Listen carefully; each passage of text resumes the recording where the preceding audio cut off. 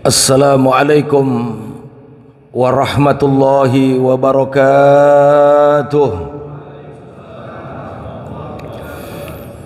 Alhamdulillah hamdan yuwafi ni'amahu wa yukafi'u mazidah. Asyhadu an la ilaha illallah wahdahu la syarika lah wa asyhadu anna sayyidana Muhammadan abduhu wa rasuluhu alladhi man la nabiyya ba'dah. Allahumma salli wa sallim wa barik ala sayyidina Muhammadin ibni Abdullah wa ala alihi wa sahbihi wa mawalah, amma ba'd. Ahibail kiram wal muhtaram yang kita hormati dan kita muliakan dan kita cintai segenap para alimil ulama, para masyayikh, para kiai, para tuan-tuan guru, wabil khusus segenap pengurus Masjid Jami' Al-Mubarakah. Begitu pula seluruh jamaah hadirin, kaum bapak dan kaum ibu, remaja putra, remaja putri, shaimin dan shaimat, yang mudah-mudahan kita semua dipanjangkan umurnya oleh Allah Subhanahu wa taala untuk taat kepada Allah Subhanahu wa taala. Amin ya rabbal alamin. Pertama dan yang paling utama, mari sama kita panjatkan puja dan puji syukur kita kehadirat Allah Subhanahu wa taala, yang tentunya kalau kita mau menghitung nikmat yang telah Allah berikan kepada kita, tidaklah sanggup kita untuk menghitungnya. Tapi alhamdulillah kita wajib bersyukur kepada Allah Subhanahu wa taala atas segala karunia, atas segala nikmat yang telah Allah berikan kepada kita semua. Di antaranya nikmat sehat wal afiyah, nikmat panjang umur yang sehingga kita bisa berjumpa dengan bulan yang penuh dengan keberkahan, yaitu bulan suci Ramadan. Dan tentu ada nikmat yang sangat besar yang tidak semua manusia dapat merasakannya, yaitu nikmatul iman dan nikmatul Islam. Harapan kita mudah-mudahan Allah Subhanahu wa taala senantiasa memberikan kekuatan keimanan di dalam kehidupan kita, sehingga kita bisa tampil menjadi hamba-hambanya yang istiqomah beribadah kepadanya. Amin ya rabbal alamin. Salawat dan salam semoga tetap tercurahkan untuk Nabi kita tercinta, Nabi besar Muhammad sallallahu alaihi wasallam. Mudah-mudahan kita semua selaku umatnya kelak akan mendapatkan syafaatul uzma dari beliau, dan pada akhirnya mudah-mudahan kita semua dijadikan oleh Allah sebagai penghuni surganya. Amin ya rabbal alamin. Bapak Ibu hadirin wal hadirat rahimakumullah.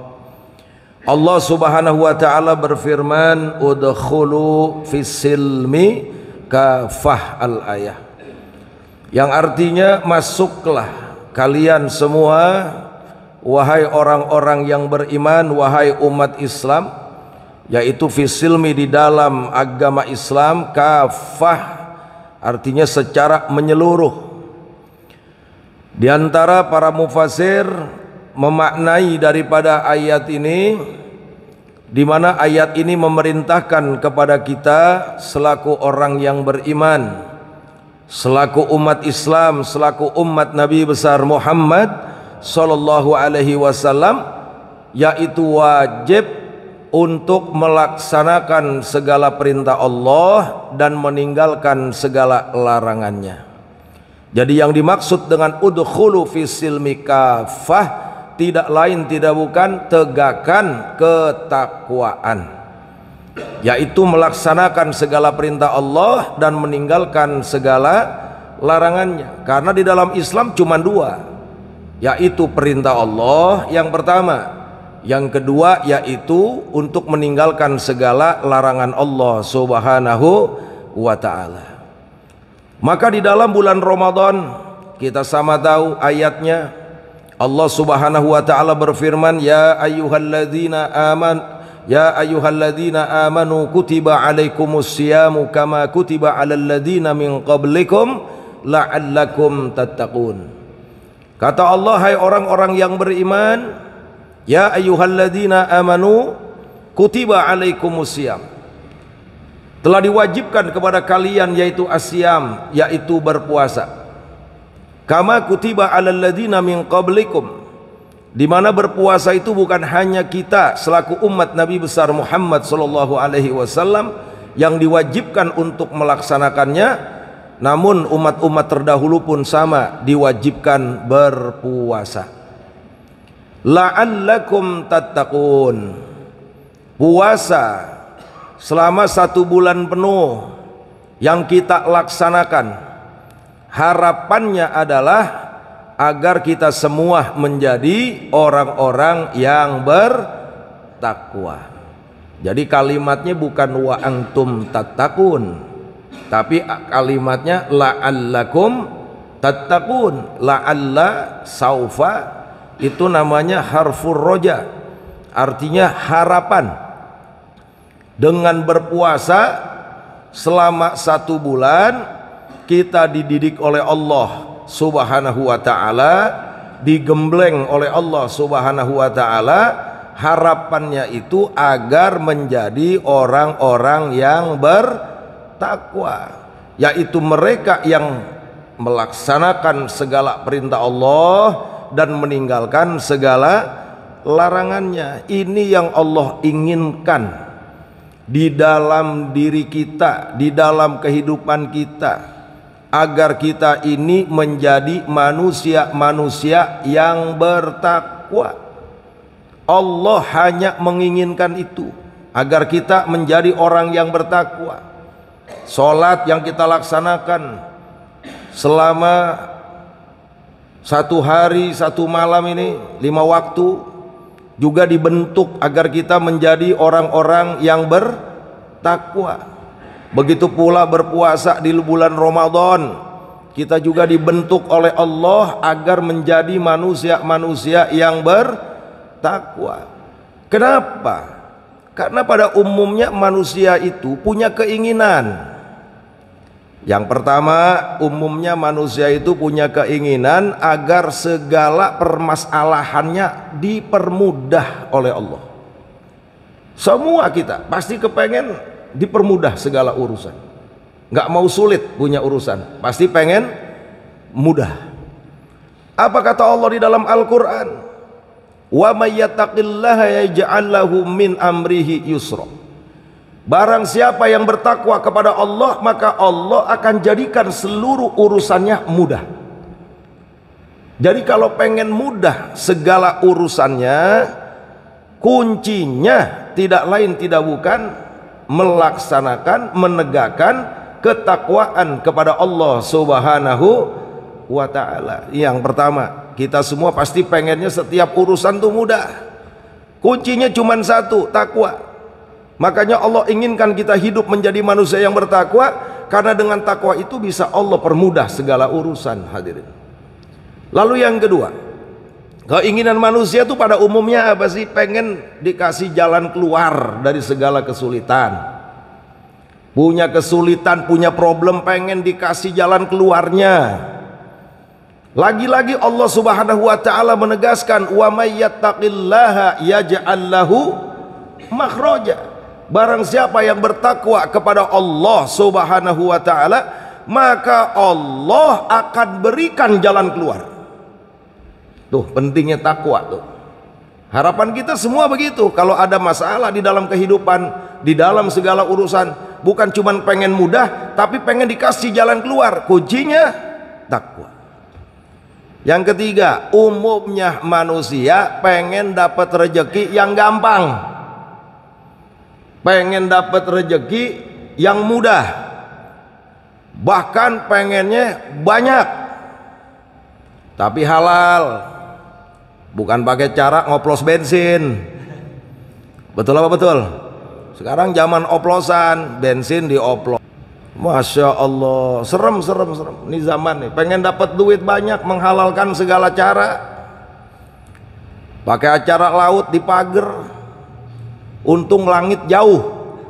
Andai kata langit dekat, saya yakin bakal diapain tuh? Dipager juga. Makanya kalau ada kali di sini jagain baik-baik lah, takut ada yang mager juga tuh kalinya. Masya Allah, kata Allah, kalau pengen dapat rizki yang banyak, dapat rizki yang Allah datangkan dari arah yang tidak terduga, wa yarzuqhu min haitsu la yahtasib. Itu juga sama, kuncinya adalah bertakwa kepada Allah Subhanahu wa ta'ala. Yang ketiga tuh, pengennya dapat duit banyak, pengen dapat rezeki gampang, pengen dapat yang banyak. Itu umumnya manusia. Lalu kemudian yang keempat, umumnya manusia pengen punya kedudukan yang mulia, pengen punya kedudukan yang luar biasa. Lagi-lagi Allah tegaskan di dalam Al-Quranul Karim, inna akramakum indallahi atqakum. Sesungguhnya yang paling mulia di antara kalian di sisi Allah Subhanahu wa ta'ala yaitu mereka yang bertakwa. Dengan ketakwaan maka niscaya akan mendapatkan kemuliaan dari Allah Subhanahu wa ta'ala. Nah hadirin jamaah salat subuh yang dirahmati oleh Allah Subhanahu wa ta'ala, ini umumnya manusia di dunia kepengen 4 hal tadi. Terus bagaimana untuk kehidupan selanjutnya? Untuk kehidupan selanjutnya pasti semua manusia, jangan kata kita yang rajin ke masjid, jangan kata kita yang insya Allah rajin zikir, rajin ibadah. Itu orang-orang yang masih pada brengsek, belum mau sholat, belum mau deketin masjid. Kalau ditanya pasti pengen masuk surga. Kurang kompak, pengen masuk surga. Ujungnya di akhirat kita semua pengen masuk satu tempat yang namanya al-jannah. Makanya kalau datang bulan Ramadan kenceng doa kita, Allahumma inna nas'aluka ridhaka wal jannah. Kita tahu tempat kembali kita. Lalu surga itu bagaimana bisa kita masuki? Kalau kita lihat konsep Al-Quran, al-jannatu limanit taqwa. Surga itu Allah berikan kepada mereka orang-orang yang bertakwa. Nah oleh karenanya, bagaimana untuk menjaga ketakwaan agar takwa itu tetap ada di dalam diri kita, di dalam kehidupan kita? Maka Allah Subhanahu wa ta'ala berfirman, ya ayyuhalladzina amanu taqullaha wa kunu ma'as shadiqin. Kata Allah, hai orang-orang yang beriman, bertakwalah kalian kepada Allah Subhanahu wa ta'ala, wa kunu ma'as shadiqin, dan kalian selalu harus ada di barisan orang-orang yang siddiq, harus selalu di barisan orang-orang yang benar, harus selalu di barisan orang-orang yang ingin mengajak keselamatan dari dunia sampai akhirat. Apalagi di zaman seperti sekarang ini, ibadallah, kalau kita jauh dari para habaib, kalau kita jauh dari para ulama, kalau kita jauh dari majelis-majelis ilmu, kalau kita jauh dari majelis-majelis zikir, majelis-majelis solawat yang tiap hari godaan luar biasa, yang tiap hari hal-hal yang ingin merusak kita luar biasa, maka tidak lain tidak bukan agar ketakwaan kita tetap terjaga. Allah Subhanahu wa ta'ala perintahkan, jangan salah pilih teman. Ibaratnya kalau kita bergaul sama tukang minyak wangi, insya Allah bau wangi. Betul apa betul? Nah kalau kita nongkrongnya di bak sampah, maka bakal bau sampah. Kalau salah bergaul, repot urusannya. Nah ini banyak yang pada korupsi ini, kenapa? Karena salah bergaul. Betul apa betul? Saya mau tanya, jawab yang kompak. Di negara kita nih korupsi ada apa banyak? Kurang kencang, ada apa banyak? Masya Allah, 271 triliun. Divonis cuma 6 tahun setengah. Kira-kira kalau bapak-bapak nih dikasih duit 271 triliun, di penjara 6 tahun setengah, mau apa kagak? Wah, jangan kata bapak-bapak, saya juga mau itu. Ya Allah, 271 triliun walaupun udah dirobah 20 tahun. Nggak pas sebetulnya, nggak sesuai sebetulnya, karena yang dicuri nggak main-main. 271 triliun, bisa bayangin nggak duit sebanyak itu tuh? Kira-kira kalau dibeliin cilok bagaimana itu? Masya Allah. Nah sekarang nyusul lagi nih, Pertamax ternyata dioplos 193 triliun. Masya Allah, luar biasa. Ini negeri kaya raya, negeri kaya raya, tapi dihancurin sendiri. Betul apa betul? Lah sampai laut dipager. Yang anehnya nggak ada yang ngaku siapa yang mager. Kan ajaib, bukan ajib, ajaib. Lah keajaiban di dunia ini kan banyak, tapi ketahuan ujungnya.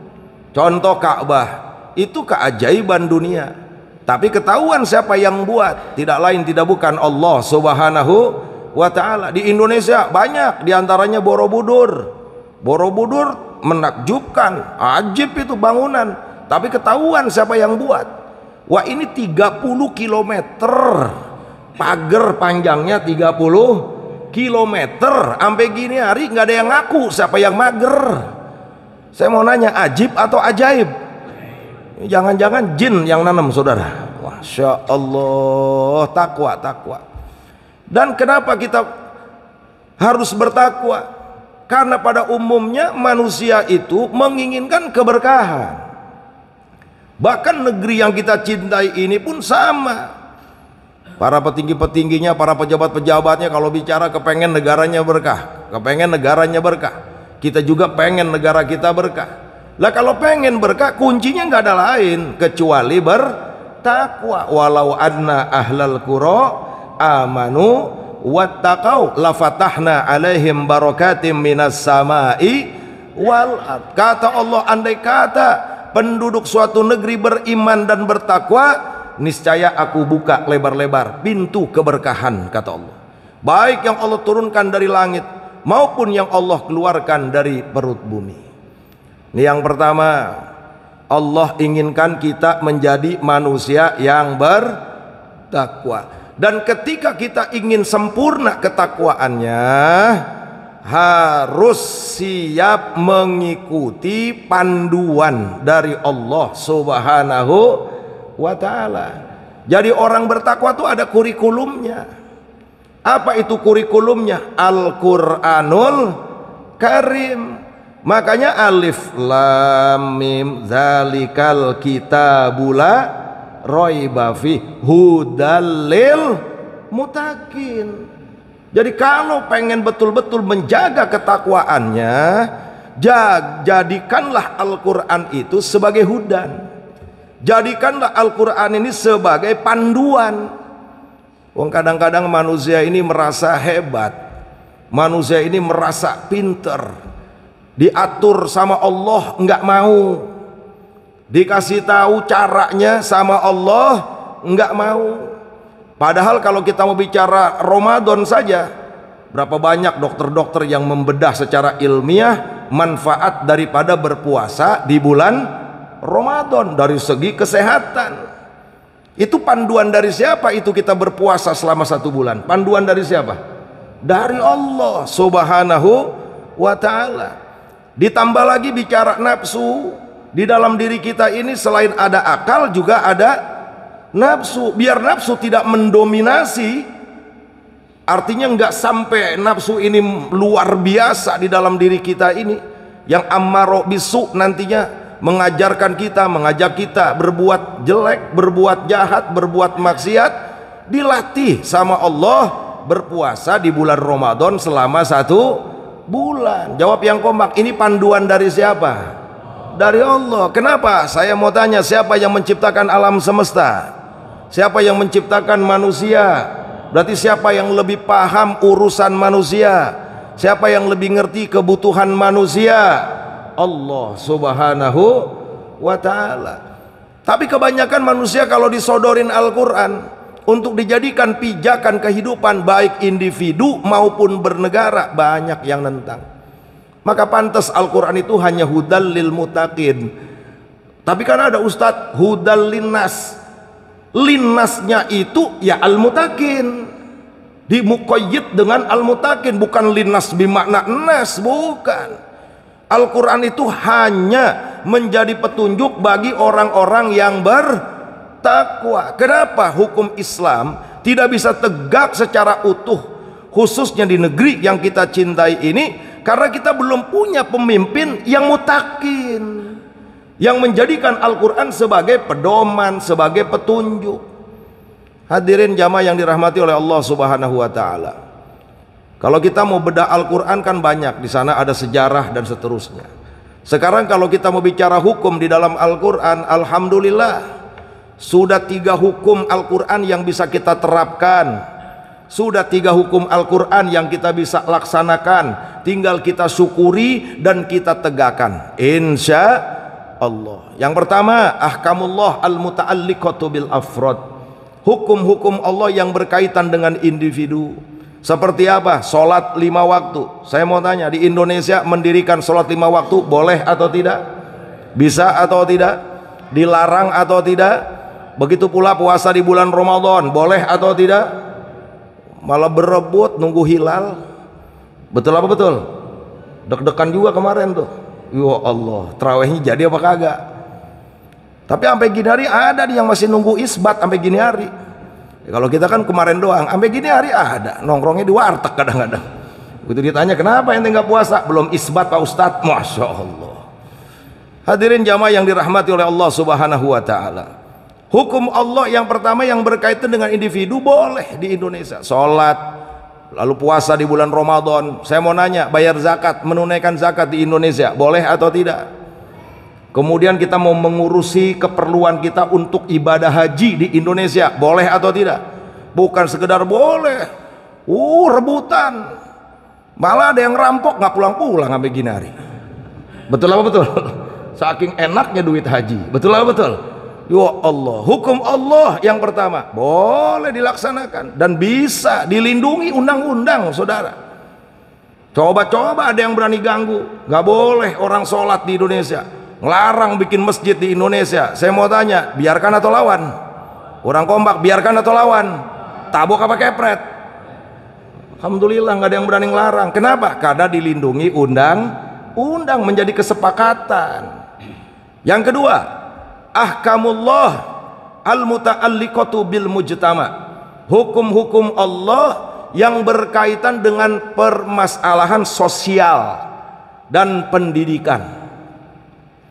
Hukum-hukum Allah yang berkaitan dengan masalah pendidikan, contohnya kita bangun sekolah dari mulai PAUD sampai perguruan tinggi yang berbasis Islam. Saya mau tanya, boleh atau tidak? Bangun pesantren di Indonesia, boleh atau tidak? Bikin majlis taklim, majlis zikir, majlis sholawat, boleh atau tidak? Bikin kajian Islam, boleh atau tidak? Oh, Masya Allah. Oh, urusan pendidikan tentang Islam kita dibebaskan di Indonesia. Kenapa? Lagi-lagi dilindungi oleh undang-undang, ada undang-undangnya. Alhamdulillah. Tuh yang urusan sosial pendidikan. Contohnya apa lagi? Contohnya perbankan. Kalau dulu kan nggak ada yang pakai syariah. Kalau sekarang dari mulai BRI sampai Bank Hongkong syariah ada. Betul nggak? Pegadaian syariah, udah syariah semua udah itu sekarang. Masya Allah. Coba lihat sosial pendidikan banyak yang syariah. Boleh, ada aturannya, dilindungi oleh undang-undang. Nih yang kedua, hukum Allah yang ada di Quran tentang sosial pendidikan ternyata bisa di Indonesia. Alhamdulillah. Yang ketiga, yaitu ahkamullah al-muta'alliqatu bil yusra, yaitu urusan hukum-hukum Allah yang berkaitan dengan permasalahan rumah tangga. Saya mau tanya, jawab yang kompak nih. Pernikahan, perceraian di Indonesia boleh atau tidak dengan cara Islam? Boleh, bukan sekedar boleh, dikasih tempatnya, pengadilan agama, disiapin pegawai-pegawainya, hakimnya, digaji sama negara. Jelas apa jelas? Bagi waris faraid pakai cara Islam di Indonesia boleh atau tidak? Boleh. Ya Allah, urusan wakaf, urusan apa lagi, macem-macem yang berkaitan rumah tangga nih, itu bagian dari Al-Quran. 3 hukum Allah sudah boleh dan bisa dan berjalan. Tinggal 1 yang belum, yang nggak boleh umat Islam abaikan. Bila perlu jangan bosan terus mengingatkan, yaitu ahkamullah al-muta'alliqatu bi sholahati daulah. Cuma nih hukum beda sendiri. Kalau sholat nggak mesti jadi presiden. Mau sholat ntar nunggu jadi RW, nggak mesti. Mau jadi RW kayak mau kagak kayak, sholat hukumnya wajib. Jelas apa jelas? Dan bisa kita lakukan. Alhamdulillah. Puasa di bulan Ramadan nih begini, apa mesti nunggu jadi menteri dulu? Apa mesti menunggu jadi DPR dulu? Enggak.